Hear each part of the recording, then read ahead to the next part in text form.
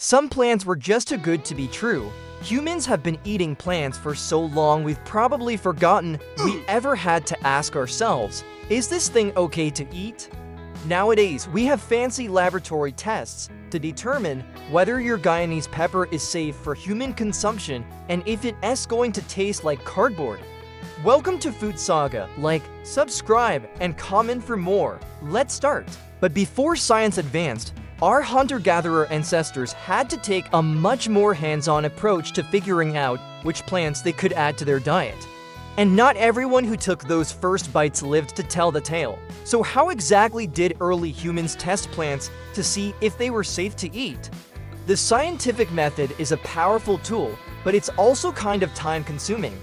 You have to form a hypothesis, design an experiment, analyze the results. Meanwhile, our ancestors didn't have tenure to worry about.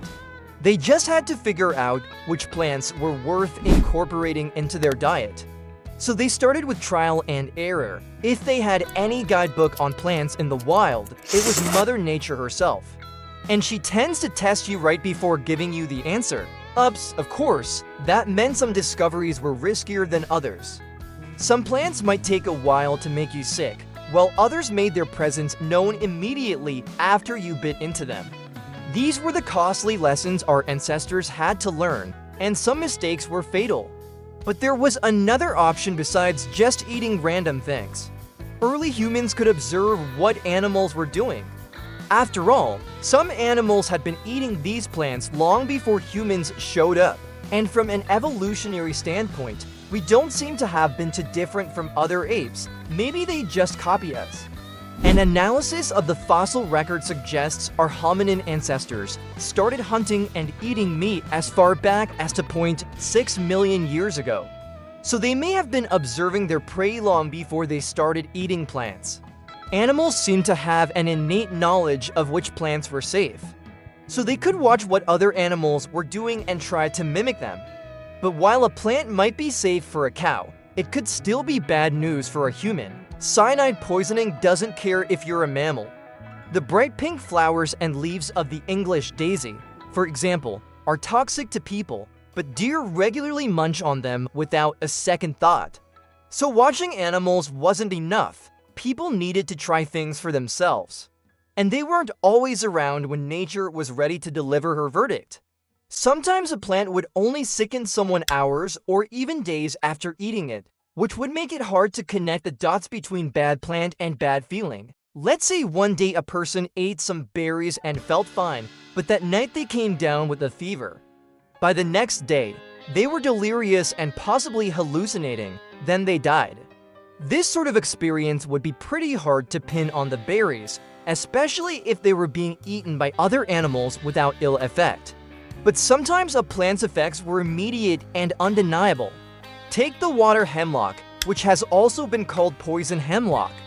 It's a type of wild carrot with finely dissected leaves that grows in pastures and along roadsides. Its roots are poisonous and it can cause burning in the mouth, numbness around the lips, and eventually convulsions, delirium, and respiratory failure. In ancient Rome, it was considered a go-to poison for anyone looking to discreetly bump someone off. So yeah, people probably figured out that this particular plant should be avoided pretty quickly. Similarly, the bitter almond contains cyanide. You know, the sweet and tasty treat often used in marzipan. But the cyanide only becomes activated once it's chewed, which is why eating raw bitter almonds will send you straight to the emergency room. Raw cashews and kidney beans contain dangerous compounds too, which is why you never hear of anyone getting food poisoning from roasted cashews at the movies. Compounds like these helped our ancestors learn which plants to avoid. And they taught us more than just which flavors to steer clear of. Some plants made you sick in a very particular way. Take the hallucinogenic jimsonweed. Eating its leaves could put you in a psychedelic state that lasted for hours, complete with delusions, dry mouth, and blurred vision. Our ancestors probably figured out this wasn't just a weird kind of food, but something that could alter your consciousness.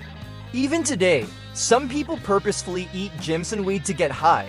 Other plants cause temporary paralysis, which would have been a huge red flag to any early humans who ate them.